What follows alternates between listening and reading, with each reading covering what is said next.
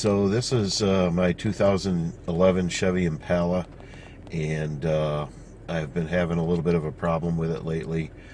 The speedometer tends to jump a little bit, especially between 0 and 20 or 30 miles an hour when the car is first started in the morning, and the shifting is a little bit rough.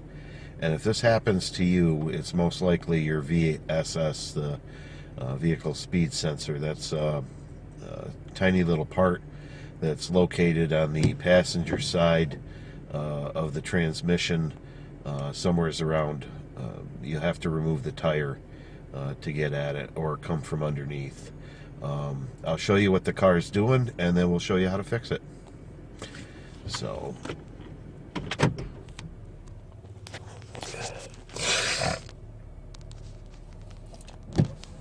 we'll show you, right, I'll back out first, and then we'll take a little drive.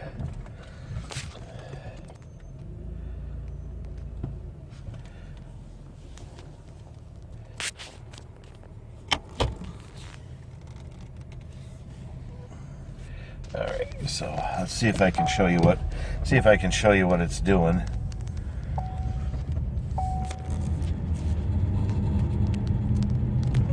Of course, now it's not going to do it. There it goes. You see the little jump?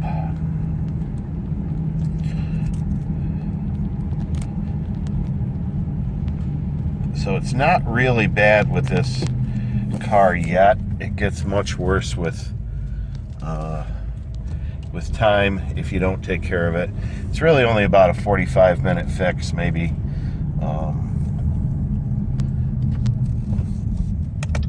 See if we can get it to do it again.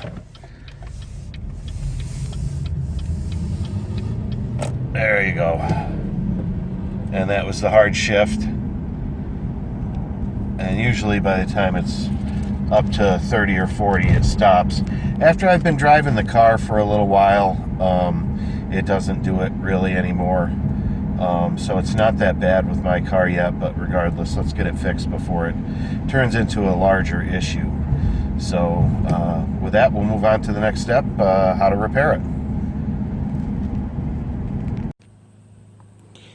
All right, so I've got the tire off, and that's basically all I did, was I took the tire off. And let's see if I can show you where that's located. Well, that's a lie. I actually did take the part off.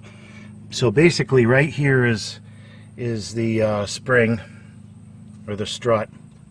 Okay, so just beyond that, beyond the next joint there, right in here is where that piece goes. That's the vehicle speed sensor. I took the old one out already, so the new one, I'll show you, just snaps into place right in there. There's an O-ring on it, and that takes a 10mm bolt right there, and it just pushes right on in. And let's see if I can get that in.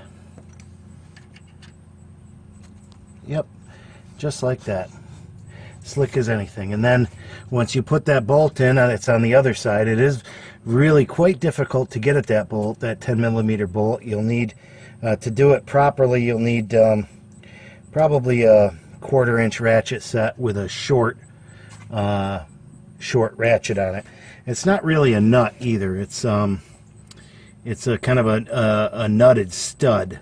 So this part here is what screws in, and then you just go over it with the 10mm on the other side, and that is it. And once you've done that, you just put the tire back on. Now on this, there is a little clip that holds the electrical connection in. So, but if you gently pry, you'll get it off without breaking it. And that's it. Thanks so much for watching, and that will fix my problem. So, thanks again. Have a great day.